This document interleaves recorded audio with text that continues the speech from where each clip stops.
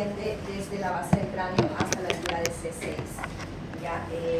En este corte pues es un corte sagital donde podemos ver justamente cómo está acá la nariz, se continúa con la parte de la cuana o el cabo, que es lo que nosotros le llamamos la zona que está por detrás de las fosas nasales.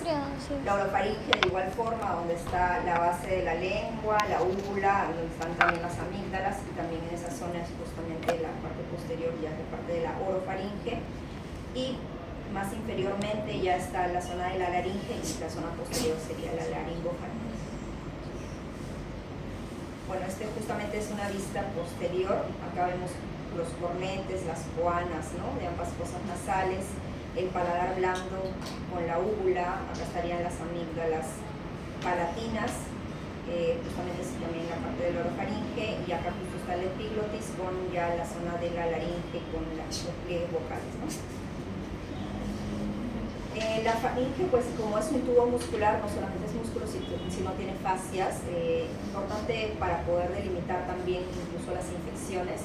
Entonces tiene una membrana mucosa, tiene una poneurosis faríngea, tiene una capa muscular, que ahorita vamos a ver cuáles son los músculos, y está delimitado por la fascia mucofaringea. Entonces hasta aquí es como que el nivel de todo lo que es la parte de la faringe, y por detrás de eso hay un espacio retrofaríngeo, ¿no? Entonces ese espacio retrofaríngeo cobra importancia cuando hay, como esta zona del espacio retrofaríngeo tiene ganglios, tiene grasa, pero sobre todo por el tema de la cadena ganglionar, puede llegar a inflamarse al momento de tener pues infecciones o inflamaciones en la zona de la faringe. Ya de repente por ahí se puede ubicar si es faringe o sea, a nivel de la nariz. Pero el punto es que una vez que llega a este nivel, las infecciones, ya sea la bacteria, el virus, puede llegar a diseminarse, ¿no? Entonces, en una infección que de repente podría quizás no autolimitarse o no tratarse bien con medicamentos, podría llegar hasta esa zona del espacio retrofaringio. Y el problema aquí es que ese espacio se continúa hasta la zona del mediastino, entonces podría producir infecciones, abscesos retrofaringios o mediastinitis, ¿no?, que incluso pueden ser mortales. Entonces por ahí un poco la importancia de esta zona que está por detrás de la faringe, ¿no?, pero que pues tiene esa característica de que pues se continúa hasta la zona mediastinal, ¿no? En cuanto a la musculatura, pues tenemos a los músculos que se encargan propiamente de la propulsión del alimento, que son los constrictores, el superior, el medio y el inferior, y aparte los otros músculos que están pues a nivel de la orofaringe, ¿no?, y que pueden ayudar también para incluso la parte auditiva al momento de abrir y cerrar la trompa de Eustaquio, por ejemplo, o pueden verse de repente afectados en los pacientes que tienen un tono muscular disminuido, como pacientes con síndrome de Down, y que por ahí pueden tener regurgitaciones nasales o alteraciones también en la trompa de Eustaquio, o en aquellos pacientes que tienen pues paladar hendido. Entonces también la parte muscular va a ser a veces de fuerza asimétrica, ¿no?, un tono muscular aumentado o disminuido, ¿no?, en algunos casos izquierdo o derecho. Entonces en cuanto a los constrictores, bueno, acá vemos cómo van en estas capas, ¿no?, que se dirigen desde posterior hacia anterior. Tienen pues justamente esa disposición de envolver el tubo muscular que es la faringe para poder justamente ayudar a propulsar el bolo alimenticio, ¿no? En la deglución, ¿qué pasa? Pues actúan distintos músculos, ¿no?, incluso la lengua para poder ayudar a la deglución, y estos músculos constrictores que van ayudando a propulsar el alimento hasta llegar a esta zona que mencionan, que son los senos piriformes, que eso los vamos a ver en la parte de la laringe, para que después puedan ingresar al esófago, ¿no? Y bueno, en esta zona de la musculatura que le mencionaba, que tiene que ver con la trompa de Eustaquio, por ejemplo, el músculo salpingofaringeo, ¿no?, que va justamente desde esa zona cartilaginosa de la trompa hacia la parte de la faringe, el estilofaringeo que va hacia el proceso estiloideo, ¿no?, y el palatofaringeo que tiene que ver justamente con toda la parte del borde, ¿no?, de los pilares amigdalinos. Entonces esto es como que una vista también medio posterior, acá está la úvula, ¿no?, y justo esta es la epiglotis. En cuanto a la inervación, bueno, generalmente son todos estos ramos, el nervio laringio recurrente, de la parte del glosofaringeo, o sea, tiene que ver mucho con la inervación incluso de la ramas que dan hacia la laringe, porque el laringe recurrente también lo vamos a ver en ese apartado, ¿no? Y bueno, todo eso conforma parte del plexo faríngeo, ¿no? Acá justamente vemos la musculatura, ¿no? Este es el constrictor superior. La vascularización, propiamente la arteria carótida externa es la que va a dar las ramas. Habíamos visto también esta importancia de esta arteria cuando vimos la vascularización en nariz y cómo daba pues la rama de la arteria facial que también llega a la parte nasal, ¿no? Y la maxilar interna, que son pues las más importantes, digamos, a este nivel. Solo que a este nivel ya pues todas las ramas pues tonsiliares, la palatina ascendente, la faringe ascendente o mayor también está involucrada, ¿no? Pero principalmente las ramas son de la carótida externa que deriva la arteria facial y la maxilar interna, ¿no? Y en cuanto al drenaje, está dado todo por la vena yugular interna, ¿no? Ok, bueno, ¿qué estructuras pues tenemos de importancia en la zona de la orofaringe y también la nasofaringe? Tenemos a estas amígdalas, ¿no? Son amígdalas, algunas pares, otras impares, o sea, 2 pares y 2 impares. Las impares son las amígdalas faringias, que son o nasofaringia también se llama, que son las adenoides, las conocidas adenoides, también se llaman de Luschka. Las amígdalas tubáricas, que esas son pares, las amígdalas palatinas también son pares, y la amígdala lingual, que está por debajo en la base de la lengua, ¿no? Entonces, todas estas amígdalas, bueno, tienen importancia en la parte de las defensas, ¿no? En el sistema inmunológico, por la presencia de inmunoglobulina A, que es la que reacciona justamente a todas estas noxas que pueden ingresar, ¿no? A la parte de la faringia. A medida que pasan los años, ya esta parte inmunológica o esta primera línea de defensa cobra menos importancia, ¿no? Porque ya en los pacientes, por ejemplo, adultos, muchas veces, ¿por qué razón es que podemos indicar a veces amigdalectomías? Porque pues, no es que le vaya a disminuir gran parte de la defensa ya en una persona incluso adulta, ¿no? Ya, incluso en los niños, en algunos casos ya más bien es una causa de obstrucción más que de protección. Entonces, si bien es cierto, es una línea de defensa, cuando vemos al paciente hay que a veces medir, ¿no? El riesgo-beneficio en cada uno de ellos. La nasofaringe, vamos a ver ahorita las patologías de la nasofaringe, que está en la zona del cabo, y ahí tenemos al adenoides. Esta es una glándula que, bueno, es como le decía, una de las amígdalas que son impares, amígdala faringea, de Luschka, adenoides. Esta adenoides tiene un crecimiento con un pico máximo hasta los aproximadamente 6-7 años de edad y posteriormente va evolucionando en su tamaño, de forma que en los adolescentes o los adultos pues prácticamente inexistente, ya no es que tenga tanta importancia, y eso o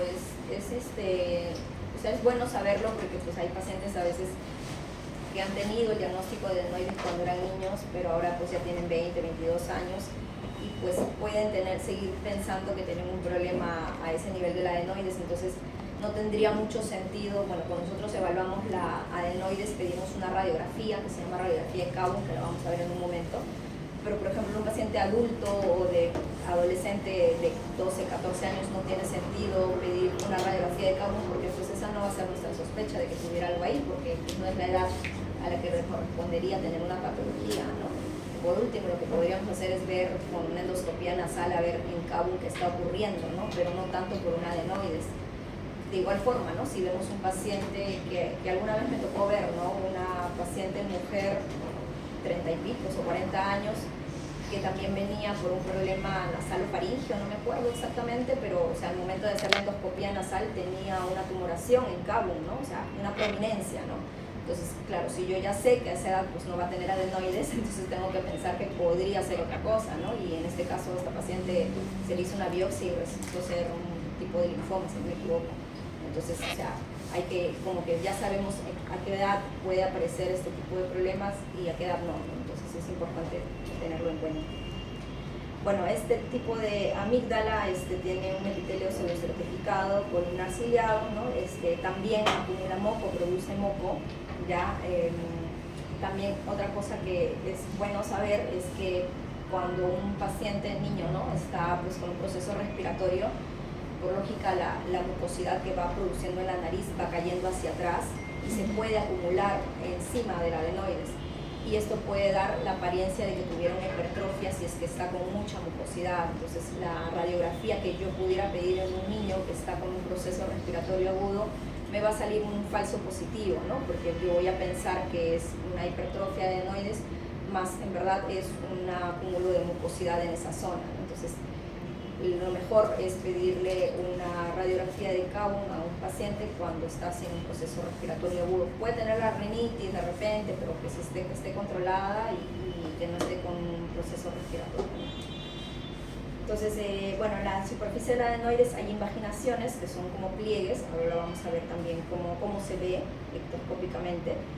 Bueno, produce la inmunoglobulina que había comentado y pues tiene el pico de crecimiento que también les había comentado. Esta adenoides se podría inflamar y eso pasa generalmente en los niños cuando están con procesos respiratorios virales o de repente incluso bacterianos, ¿no? Por continuidad, ¿no?, de la fosa nasal llegan a inflamarse, entonces el paciente va a estar con toda la sintomatología respiratoria, más mucha obstrucción nasal, mucosidad pues, que va cayendo como descarga posterior, ¿no? Ronquidos en las noches, ¿no? Babeo, ¿no? Y si es que esto pues fueran episodios de adenoiditis a repetición, porque pues de repente no se llegan a resolver estos procesos, puede llegar a alterar el desarrollo facial del niño, ¿no? Entonces va a producir lo que podría producir una hipertrofia adenoide, ¿no? Que es una hipoplasia de la mandíbula, el labio superior que esté medio retraído, que el paciente tenga tos crónica por continuamente estar deglutiendo mucosidad, mal aliento, halitosis, ¿no? Porque va a estar respirando por la boca. Entonces todas esas cosas ya me hablan de una cronicidad, ¿no? De que el paciente o nunca se recupera o los episodios son muy repetitivos, ¿no? Entonces hay factores que definitivamente, como dice acá, son de riesgo, ¿no? Lactancia artificial, la lactancia artificial es riesgo para varias cosas, tabaquismo pasivo, asistencia a guarderías por contagio, ¿no? Reflujo gastroesofágico también es importante poder descartar en estos pacientes. El reflujo en verdad no necesariamente, y en los niños sobre todo, no va a dar síntomas como de gastritis, ¿no? O sea, no necesariamente va a dar sensación de ardor en epigastrio, ¿no? O sea, a veces hay pacientes que no tienen esa molestia y tienen signos de reflujo a nivel laringio o faringio, ¿no? Y una de las cosas que podría llegar a inflamar o irritar es la zona del Cowon, o sea, estando tan arriba, en verdad sí puede llegar a irritar este ácido, ¿no? Entonces hay niños que por ahí tienen estos signos de reflujo, ¿no? La tos crónica, por ejemplo, es uno de ellos. Hay que revisarlo, hay que ver, ¿no? No vaya a ser que también hay un problema ahí de reflujo asociado a adenoiditis, ¿no? Y bueno, la rinitis alérgica es lo más frecuente, en verdad. Entonces, si es que está con un proceso agudo bacteriano, pues tengo que darle antibióticos, siempre indicar lavados nasales para poder limpiar la mucosidad. No sé si donde están rotando, ¿han visto cómo indican los lavados nasales? Sí, ya, entonces es importante que el paciente lo realice. A veces hay un poco de temor, sobre todo si son niños, ya, porque pues, se piensan que se le va a ir al cerebro, no sé, a otro lado, ¿no? Pero es importante explicarle, ¿no?, al paciente de que simplemente el niño inclinado hacia adelante, el agua ingresa por una fosa nasal, sale por la otra o por la boca, ¿no? No es que se va a ir a ningún lado. Lo puede preparar en casa, incluso si de repente no lo hace con el frasco del cloruro de sodio, lo puede preparar en casa, 250 mililitros de agua, una cucharita de sal, media cucharita de bicarbonato de sodio. Tibiecito, lo pone en una jeringa y lo aplica directamente, ¿no? También ya si quiere hay estas botellitas que ya venden, ¿no? Y con preparados incluso de que ya venden listos, entonces también podría usarse. Si no quiere, también hay sprays. El spray en verdad es como que lo último, ¿no?, que se podría elegir, porque lo más beneficioso es cuando se instila directamente con la botellita o con la jeringa, ¿ya? Pero bueno, es una opción para los niños que de repente no se dejan, porque no todos los niños se van a dejar hacer los lavados. Y bueno, y corticoides intranasales, que definitivamente es el corticoide para nosotros, al menos en la parte nasal, como no penetra mucho a nivel sanguíneo, entonces pues nosotros lo dejamos en niños incluso pequeños, ¿ya? dicen, ¿no?, que en el inserto incluso dice desde los 6 años, por ahí, pero en verdad nosotros lo usamos hasta pequeñitos, ¿no? 2, 3 años, porque no penetra mucho a nivel sanguíneo, entonces no es que le vamos a producir algún efecto adverso por corticoides, ¿ya? Y bueno, antihistamínicos si es que tiene asociado a la rinitis alérgica, ¿no? Y BPs si es que hay sospecha de reflujo.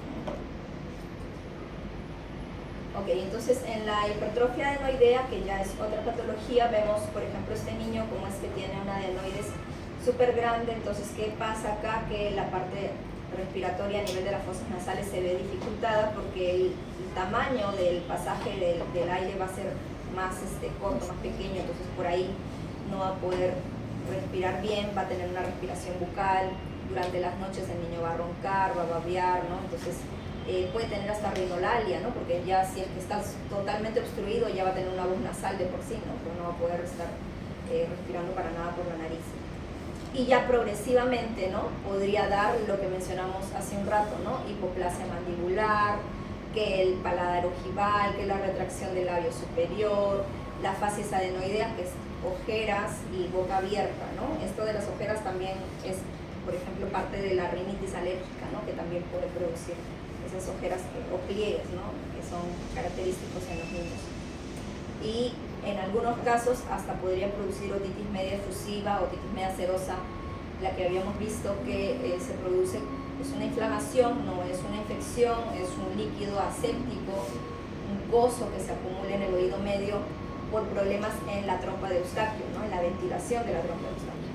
Entonces, sí puede producirse posterior a un proceso respiratorio, como lo hemos visto cuando vimos el oído, pero también puede producirse si es que hay algo que está obstruyendo esa trompa. Entonces, si la adenoides está ahí obstruyendo, produciendo mucosidad o de repente pues inflamando toda esa zona, claro, no se va a poder llevar a cabo una buena ventilación y un buen pasaje de aire a través de la trompa hacia el oído medio, y por tanto el oído medio se va a llenar de moco, de secreción, ¿no?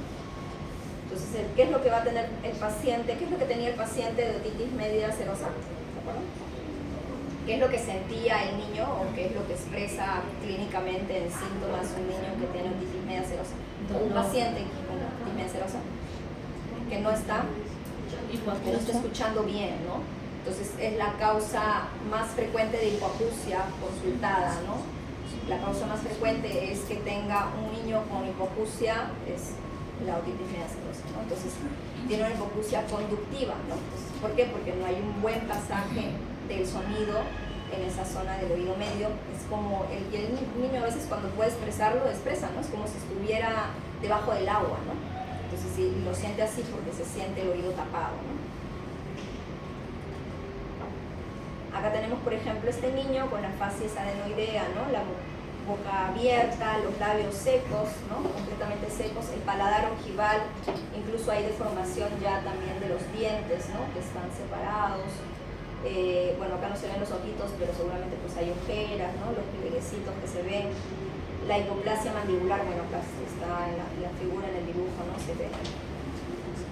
Entonces estos niños tienen este tipo de facies cuando ya es un problema crónico, ¿no? A veces van niños de 7 años, 6 años, ¿no? Entonces ya, ¿cuántos años son los que no están respirando bien, ¿no? Entonces, hay por ahí, siempre es importante concientizar a los papás porque a veces como que dicen, pero yo tuve lo mismo y estoy bien ahora, ¿sabes? Sí, pero de repente la ganancia de peso y de talla no ha sido óptimas cuando han sido niños, ¿no? Porque justamente lo que ocurre ¿cuál es el problema de que tengan una hipertrofia de adenoides que no se trate?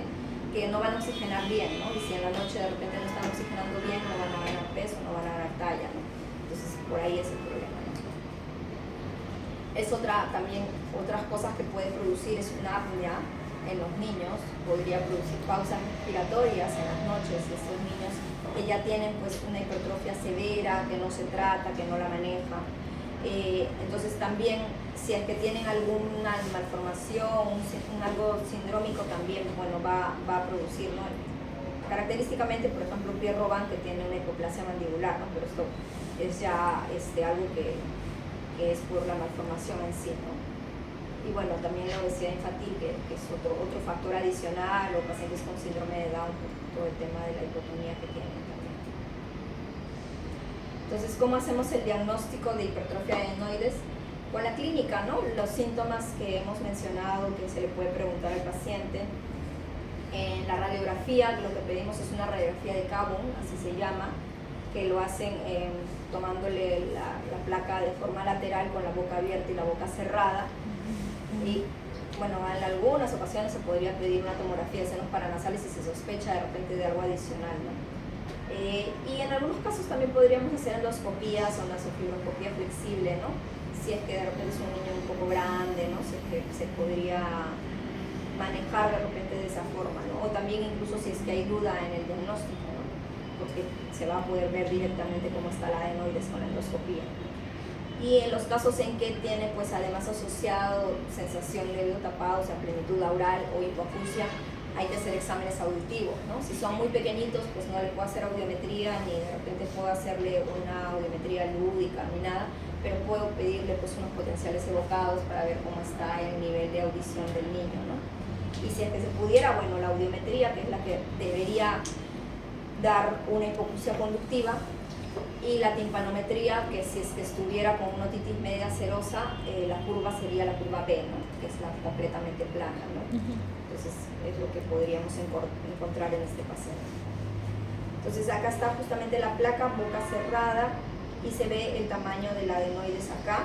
Nosotros lo medimos la distancia desde acá, desde la base hasta el paladar blando. Bueno, hay escalas, ¿no? De repente pues, se podría dividir en 3, que también es una forma de poder graduarlo, o sea, se divide ese espacio en 3, y si es que está en crecimiento hasta 1/3 es grado 1, hasta 2/3 grado 2, y ya más allá de eso es grado 3, ¿no? Que es ya una hipertrofia severa, ¿no? Este caso ya sería una hipertrofia severa, ¿no? Lo que está pasando 2/3. Entonces, ¿cómo es que podríamos ver nosotros si es que hacemos una endoscopía nasal? Ahí se ve la adenoides, como le decía, se ve característicamente con pliegues, ¿no? Nubosidades, tiene acá secreción mucosa. Todo esto es la fosa nasal del lado derecho, ¿no? Y está el cornete inferior, la cola, y este es el tabique. Y acá está el cabo, ¿no? Y justamente acá se ve el tamaño de la adenoides que está justamente protruyendo, ¿no? Ahí se está haciendo. Entonces, la adenoide se ve así, como un tejido irregular, ¿no? Con pliegues, como vemos a veces a nuestras propias amígdalas, ¿no? Que algunas son así medio irregulares con pliegues también. Entonces, en este caso está tapando, ¿no? Tapando prácticamente el ingreso del aire. Okay. Y en esta es una flexible, es decir, es la que permite ingresar, o sea, se ingresa por la nariz y se puede pasar hasta la parte de la orofaringe. Esta es la fosa nasal izquierda, acá está el cornete inferior, el piso y el tabique.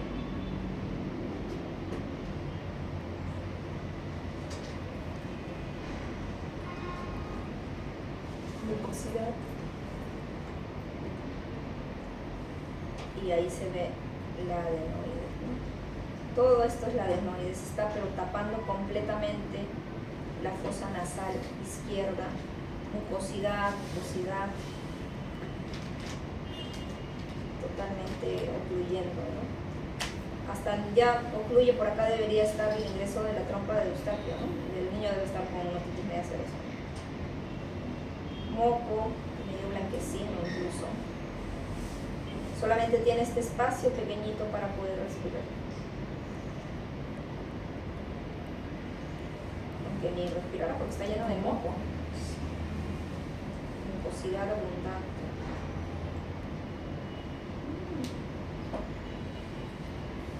Toda la pared posterior también es granulosa. Uy, estas son las amígdalas que están grandotas. Las amígdalas palatinas, ¿no? También se ven, o sea, esto como ya estamos bajando, ya llegamos a la parte de la orofaringe y ahí se ve la parte posterior de las amígdalas palatinas, que se ve que ocupan prácticamente todo el diámetro antero-posterior, ¿no? Y acá también están, pero incluyendo toda la parte de la orofaringe. Acá está la laringe, este es el epiglotis.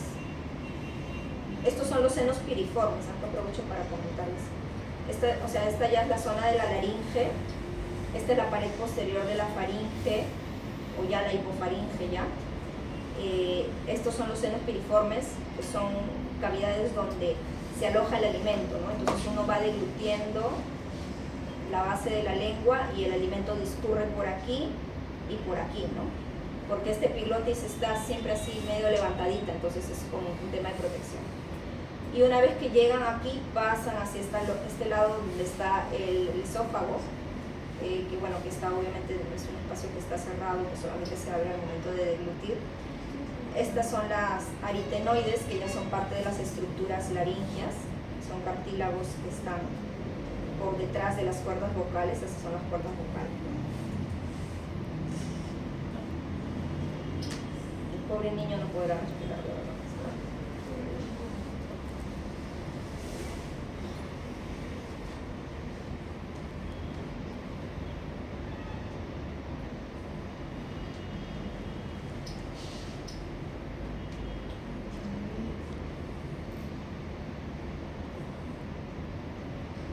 Fosa nasal derecha.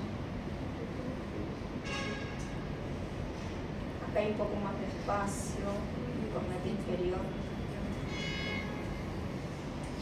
Pero igual también ahí se ve el adenoide, ¿no? Que está protruyendo.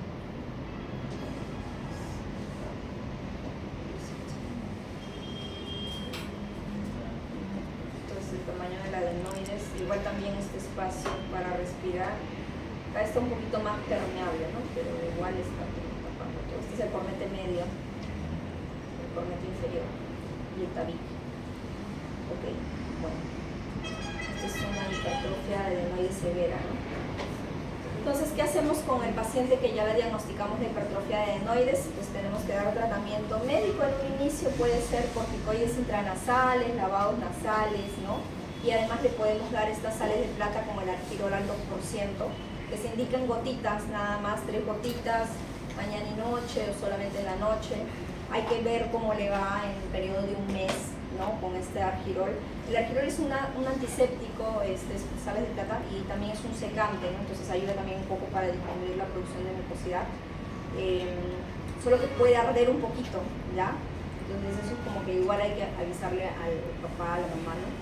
Y bueno, los corticoides intranasales, que en verdad, o sea, uno le indica al paciente el tratamiento pues por un mes, porque el corticoide intranasal también recién empieza a hacer efecto a partir de la segunda o tercera semana, ¿no? Entonces no es como que ya mañana va a amanecer, uy, ya genial.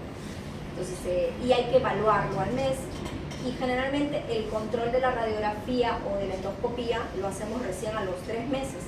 Hay que esperar para poder seguir dándole el tratamiento para ver si es que llega a alguna mejoría, ¿no? Adicionalmente, si es que el paciente tuviera pues rinitis alérgica concomitante, pues hay que darle tratamiento para ello con antihistamínicos, podemos darle montelukast, ¿no? O sea, son otro tipo de medicinas que adicionalmente se pueden agregar. Y bueno, en los casos en que son hipertrofias de adenoides que son severas o que están produciendo otitis media serosa bilateral y el niño pues no puede escuchar, no podemos esperar más, ¿no? Sí o sí hay que operarlo, ¿no? O si es que está produciendo apnea, también igual, ¿no? Tampoco vamos a esperar, una vez hay que operarlo, ¿no? Entonces es ese tipo de indicaciones en cuanto a la quirúrgica, ¿no? Bueno, acá también dice otras adicionales, pues adenoiditis a repetición, ¿no? Doctora, ¿la budesonida hace el spray y limpia o no limpia?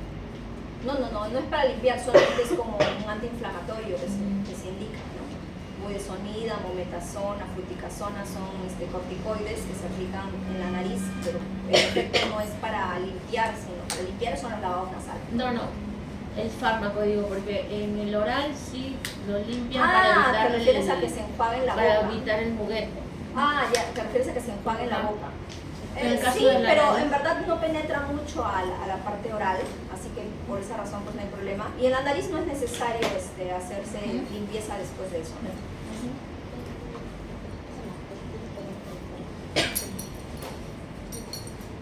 Bueno, entonces, ¿qué se hace en la cirugía? Pues se extrae, ¿no? Se extrae el adenoides. ¿Cómo se hace? Con una cureta, o bueno, de varios tamaños, que lo que se busca es raspar, ¿no? Raspar la superficie para tratar de eliminar. Acá está el adenoides y ahí está la cureta, por ejemplo. A veces también se hace este tipo porque generalmente no lo hacemos endoscópico, sino simplemente, o sea, palpándolo, ¿no? A través de la vía oral. Como si fuera una... ¿Han visto amigdalectomías? En la amigdalectomía, ¿sí? ¿No? ¿No tampoco? ¿O alguno no hemos operado las amígdalas? ¿No? En la amigdalectomía lo que se hace es poner al paciente con un abrebocas ortostático, o sea que mantiene la boca completamente abierta, que lo fija ahí, y ahí se opera la amígdala, ¿no? Entonces en la adenoides también es similar, o sea, por la boca es donde, ahí justamente está entrando la uretra por la boca, pues, ¿no? Por eso es que está llegando hasta esa zona. Entonces se ingresa por la boca y en esa zona es que se raspa la adenoides. A ver, fíjate. ¿El salón? ¿Están buscando el salón? No, es a las 7 todavía.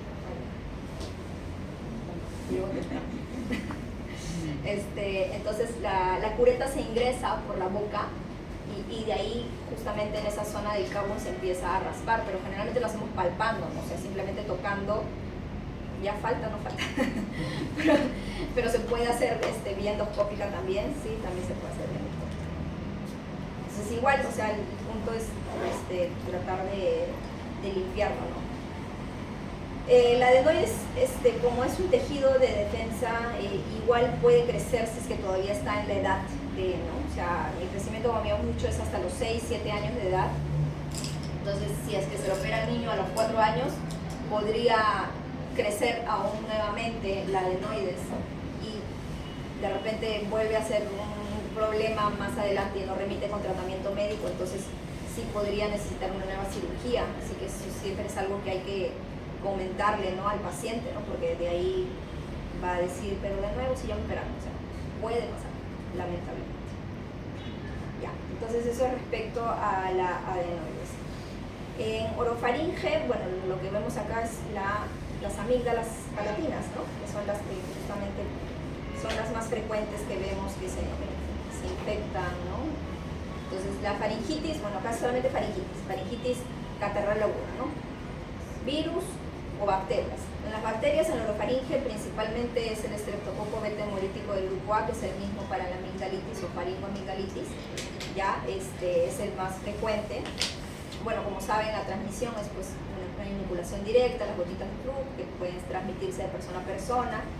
¿Qué es lo que siente el paciente? Pues dolor o odinofagia, también dificultad para pasar el alimento, sensación de sequedad o de irritación, por ahí que puede haber tos, ¿no? Malestar general, sensación de alza térmica, etc., ¿no?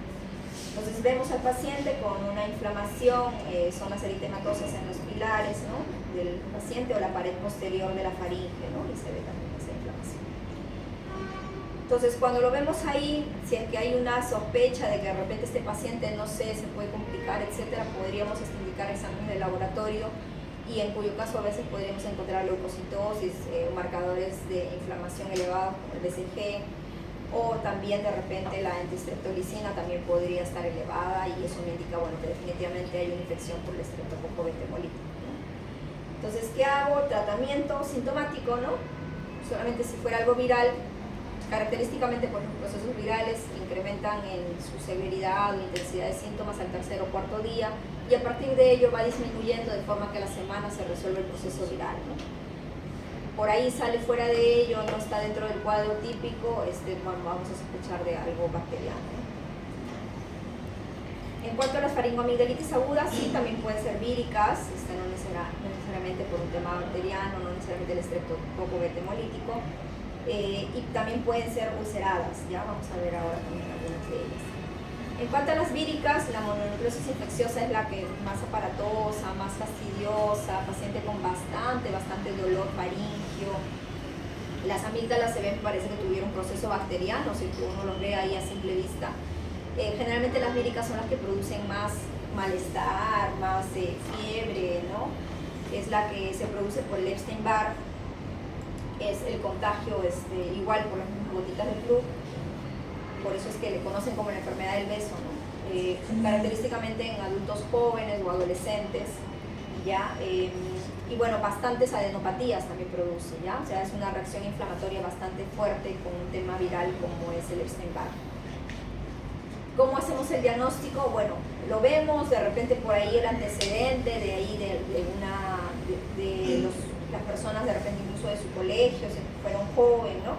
Se puede hacer serología, a veces es un poco complicado, el paciente o no se lo hace o no vuelve nunca, y nunca vemos el resultado, la verdad.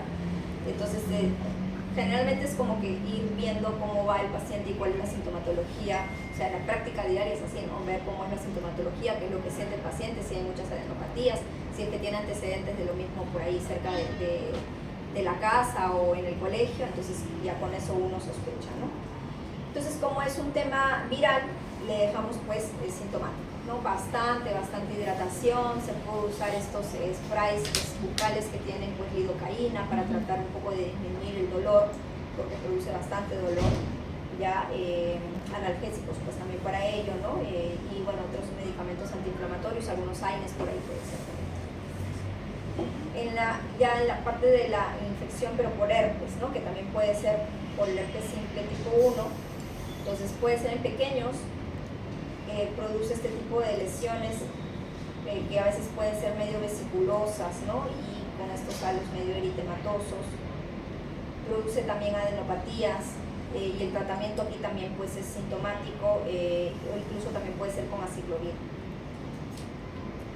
La herpangina está dada por el Coxsackie. El Coxsackie es sobre todo en niños pequeños, ya menores de 4 años, puede ocurrir esto. Entonces, característicamente las lesiones aquí son en el paladar blando, a veces por ahí en la lengua, a veces por ahí en la amígdala, ya, pero característicamente son en el paladar blando y justamente esta zona, pues, ¿no? que es la que se ve acá en la foto. Entonces produce este tipo de vesículas que son medio grisáceas, medio blanquecinas, ¿no? Y con este bordecito o este halo eritematoso. De igual forma, pues el tratamiento es sintomático. La difteria produce placas, ya que son así ya medio blanco grisáceas en el paladar blando. Puede haber adenopatías, también hay bastante dolor, bastante malestar general, ¿no? Y el tratamiento es con la toxina diftérica y aparte antibióticos, ¿no? Con penicilinas. Y bueno, la característica, la que generalmente por ahí podemos ver, la amigdalitis aguda bacteriana o faringoamigdalitis aguda. En este caso es principal, como les había comentado, el beta hemolítico del grupo A, Biógenes, ¿no? Y vemos estas amígdalas eritematosas, ¿no? Con placas blanquecinas. ¿Cómo hacemos el diagnóstico? Porque a veces es viral, o será bacteriano, o qué será, entonces por ahí puede haber la duda, ¿no? Entonces hay unos criterios de Centor que me ayudan un poco a poder saber cuál es la probabilidad, ¿no? De que de repente pueda ser algo bacteriano. Entonces le otorgamos un puntaje a lo que vamos viendo en el paciente, ¿no? Si tiene fiebre más de 38 grados, no tiene tos, adenopatías, exudado amigdalar, la edad, ya porque mientras más mayores es como que menos probable. Entonces de 3 a menos de 15 años un punto, de 15 a 45 ninguno y de 45 a más bien le quitamos un punto. Si en la suma tenemos de 0 a 1 puntos, muy poco riesgo de que tenga una infección por el bioftas. De 2 a 3 puntos, más o menos un riesgo ahí moderado, y podría yo hacerle un estudio microbiológico, un cultivo, y poder ver si es que sale positivo, darle tratamiento. De 4 a 5 puntos, ahí sí es mucho riesgo, entonces igual le tomo el cultivo, pero de inicio ya de una vez con el tratamiento lo voy iniciando, ¿no? Y en el tratamiento que le doy, pues primera elección siempre son las penicilinas, betalactámicos también. A veces es un poco difícil porque el paciente cuando llega al médico ya ha ido a la botica antes, ¿no? Entonces ya le han indicado algunos medicamentos, se ha tomado otras cosas. Entonces definitivamente si tenemos mucha alta sospecha, porque pues vemos que en los puntajes pues está súper elevado, mejor darle antibiótico y de repente ya iniciar con un betalactámico un poco más fuerte, porque de repente le damos una penicilina y no le hace nada, ¿no? Entonces, siempre las penicilinas se prefieren, sobre todo en los pacientes que no han tomado antibióticos en el último mes, que no han usado pues, antibióticos que le han vendido en la botica, ¿no? y que tampoco tienen infecciones a repetición, ¿no? Porque estos pacientes que tienen infecciones a repetición, por más que vayan a tomar el antibiótico hace un mes, ya de repente ya hay cierta resistencia bacteriana. Bueno, si son alérgicos, pues voy a dar macrolides.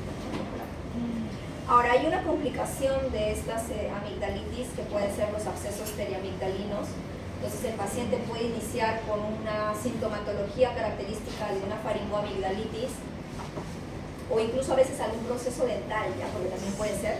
Entonces, ¿qué pasa? Que empieza a sentir malestar general, fiebre, dificultad para deglutir, ¿ya? Entonces, ahí vemos al paciente y tiene una prominencia en el pilar anterior de un lado y la úvula se lateraliza hacia el lado contralateral, ¿no? Entonces esto definitivamente pues es un absceso periamigdalino. Entonces, ¿qué hacemos con este paciente? Damos antibióticos, sí, pero definitivamente hay que drenar eso, ¿no? Porque ahí ha acumulado secreción purulenta.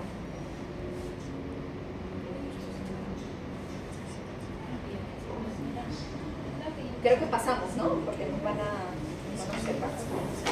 Vamos al otro lado. Acomodación en el pilar anterior asociado a un proceso de amigdalitis aguda o a veces un procedimiento dental. Entonces, que tiene pues esa prominencia en el pilar anterior y el desplazamiento de la úvula hacia el lado contralateral. Tenemos que darle pues, tratamiento antibiótico y drenarlo, ¿no? Entonces, lo drenamos, por ejemplo, ahí como está jeringa, a veces usamos esa aguja que es número 21 o a veces la número 18 que es un poquito más gruesa, ¿no? Para poder drenar bien. Todo lo que se pueda, ¿no? Obviamente pues no va a quedar completamente sin nada, pero sí eso ayuda bastante, uno para que el paciente se sienta más aliviado o incluso a veces lo citamos, o sea, hoy día lo vemos, de repente lo drenamos hoy día y lo citamos de aquí a 2 días más para poder ver si todavía hay algún resto y volvemos a drenar. Entonces se puede hacer incidiendo directamente en la zona o a veces se puede llegar a hacer una pequeña incisión para tratar de drenarlo también lo más que se pueda, ¿no? Entonces justamente ahí está donde se podría hacer la incisión si en el caso fuera de ese lado izquierdo del acceso, ¿no? Ok, bueno, indicaciones de cirugías de adenoides y de amígdalas. Bueno, la adenoides habíamos visto hace un rato, ¿no? Que tuviera una obstrucción nasal completa, una insuficiencia respiratoria nasal o una apnea obstructiva del sueño, que tenga una sospecha de neoplasia, ¿no? Como en el caso de la paciente que les comenté, que tenga una otitis media a repetición o una otitis serosa persistente o de repetición, que es justamente la que es más frecuentemente que se podría dar en los pacientes, ¿no? O sea, un niño que tiene una otitis media efusiva o serosa una vez, nuevamente vuelve a repetir, se vuelve a repetir, si tiene hipertrofia adenoidea, entonces mejor adenoidectomía, ¿no? Una adenoiditis crónica, es decir, ya tiene de repente el niño estas malformaciones craniofaciales, también mejor adenoidectomía, ¿no? Sinusitis maxilar crónica, porque también se asocia a este pobre drenaje, ¿no? Cuando la hipertrofia de adenoides está tan severa, puede asociarse a un pobre drenaje de los senos paranasales, ¿no? Entonces en el niño más frecuentemente que fuera una maxilar, ¿no? Y bueno, que tenga estos signos, ¿no? Como maloclusión dentaria, facial, hipoplasia mandibular, lo que hemos hablado. Y en cuanto a la amigdalectomía, entonces tenemos a pacientes que tienen también hipertrofia de amígdalas grado 3, grado 4 sobre todo. Nosotros lo graduamos si es que llega la amígdala con la anterior referencia. ¿Alguien falta?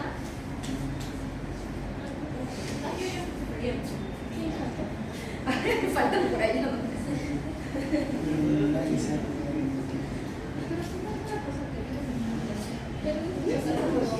¿Faltan todos? Ah, ya, no, ahí está.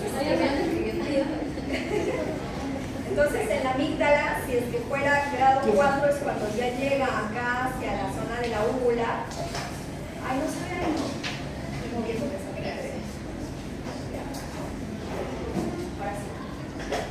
La amígdala grado 4 es cuando llega al borde de la úvula. Grado 3 cuando está más de la mitad entre el borde del pilar anterior y la úvula. Grado 2 es cuando obstruye por encima del pilar anterior, pero no llega hasta la mitad de esa distancia entre el pilar y la úvula.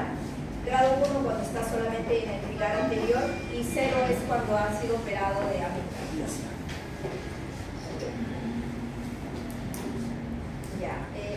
Y bueno, otros criterios de amigdalectomía sería cuando hay una sospecha de neoplasia. ¿Cuándo sospechamos eso? Cuando hay una simetría en el tamaño de las amígdalas, ¿no? De 2 grados. O sea, por ejemplo, que en uno tenga un grado 4, es decir, que la amígdala llegue hasta la úvula, y en el otro lado tenga una grado 2 o grado 1. Entonces ya hay una asimetría importante en el tamaño de las amígdalas palatinas. Entonces yo puedo decir, esta amígdala pues está medio sospechosa, ¿no? Mejor le hago una amigdalectomía y mando a estudiar esa amígdala. ¿Qué otros casos? Cuando hay pues abscesos periamigdalinos, como hemos visto hace un rato. Entonces, claro, si es que ya tiene este absceso periamigdalino y ha sido importante porque ha sido tan voluminoso que hemos tenido que drenarlo, ni hablar, ¿no? Mejor es, o sea, este paciente tiene mucho riesgo de hacer este tipo de problemas, hay que operarlo, ¿no? Entonces, hay que operar. Maloclusión dentaria, bueno, también igual, ¿no? O sea, si es que es paciente con obstrucción, con apnea y hipopnea del sueño, entonces tiene ya crónicamente este problema de hipertrofia de amígdalas, entonces va a tener, o con deformidad facial, si es que es un niño, no va a crecer así, entonces mejor amigdalectomía. Y las indicaciones relativas va en cuanto a las infecciones, a las amigdalitis o faringoamigdalitis. Entonces ahí hablamos acerca de los criterios de Paradise. ¿Qué nos dicen estos criterios? Que tenemos que tener en cuenta unas cosas, unos puntos de que vemos en el paciente, ¿no? Primero, la frecuencia. ¿Cuántos episodios ha tenido este paciente de amigdalitis, ¿no? ¿Ha sido de 7 o más en un año? ¿Ha sido de 5 o más en 2 años? ¿O de 3 o más en 3 años? Entonces, tenemos ese récord del paciente que le puedas preguntar, pueda decirte cuántos episodios ha tenido. Lo otro es que en cada episodio el paciente pueda decir si es que de repente ha tenido fiebre cuantificada, ¿no? De 38 más, si es que ha tenido adenopatías cervicales, si es que ha tenido exudado amigdalar, si es que ha tenido cultivo positivo. Es un poco complicado a veces si es que nosotros no lo hemos visto al paciente, ¿no? Entonces a veces, claro, puede comentarnos, pero de repente no lo hemos visto, ¿no? Que haya recibido en los episodios tratamiento antibiótico, porque ha tenido una alta sospecha de que ha sido una infección bacteriana por el beta hemolítico del grupo A. Y deberíamos tener una confirmación clínica de cada episodio, pero en caso mencionan de que no hayamos tenido eso, porque nosotros no hemos visto al paciente, por lo menos que tengamos 2 episodios que hayan sido uno seguido del otro, subsecuentes, como dice acá, con todas las características que hemos visto, ¿no? Entonces, de repente por ahí el paciente nos comenta y hoy día justo lo estamos viendo por una sospecha o alta sospecha, de acuerdo a los criterios del centro, de amigdalitis aguda, y de repente más adelante vemos otro. Entonces, por ahí ya decimos, este paciente definitivamente cumple con estos criterios de Paradise y es mejor hacerle una amigdalectomía para que no vuelvan a repetirse estos episodios de amigdalitis agudas.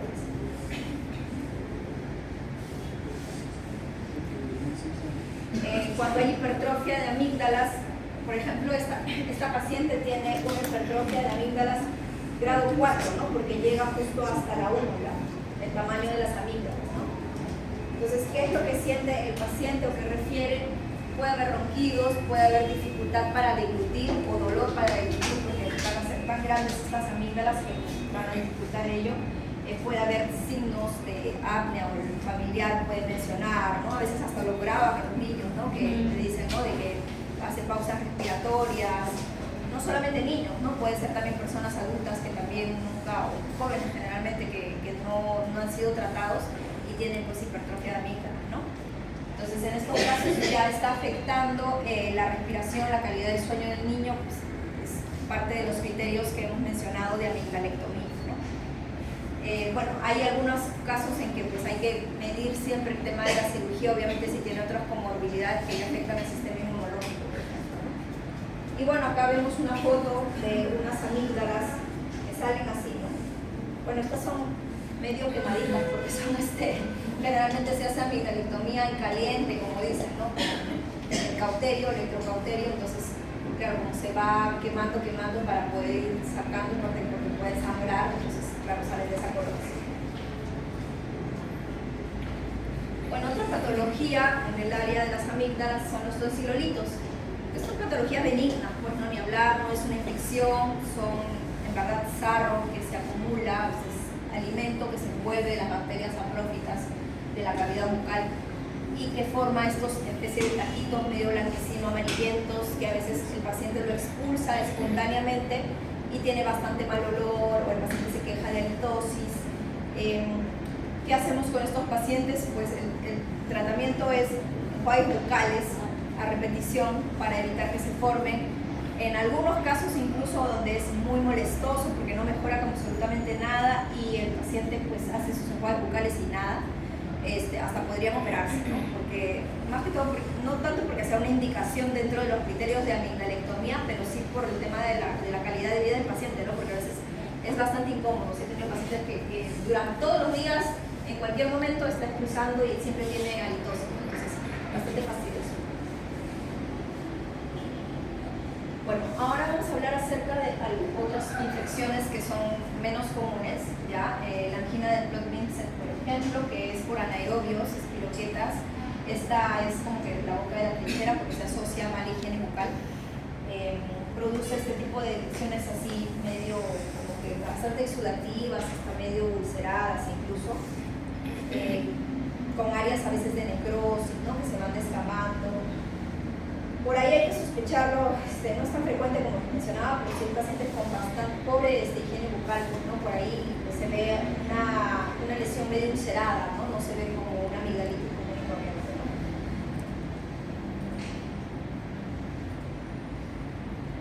La granulocítica, bueno, estos sí pacientes pues, que tienen edad avanzada, neutropénicos, pueden complicarse, bueno, los que tienen neutropenia se pueden complicar con varias cosas, ¿no? Uno de ellos puede ser con este tipo de infección que llega a producir este tipo de lesiones, bastante dolor, fiebre, mal estado general, ¿no? Pacientes con inmunosupresión, ¿no? Entonces puede llegar a producir bastante dolor, como les decía, y mal estado general. En la de Ludwig, que es la que nosotros podemos verla si es que el paciente viene con un abultamiento, una tumoración submandibular, bastante dificultad para la apertura bucal, no pueden abrir, la situación uno no puede ver la orofaringe ahí porque no abre nada, ni un centímetro abrirá por lo mucho. Entonces estos pacientes se pueden complicar, así que todos sí o sí se tienen que hospitalizar. Bueno, hay que darle definitivamente pues tratamiento endovenoso, ¿no? Antibiótico, es generalmente por anaerobios también en este caso, ¿ya? Y acá hay justo una comparación de la etiología de los distintos tipos de afecciones que hemos visto ahorita, bueno, de virus y de este tipo de bacterias, ¿no? Y el tratamiento que le vamos a dar, ya para que lo tengan en cuenta, y algunas características pues clave, ¿no? Ok. Ya. Eso es respecto a faringe, ¿ya?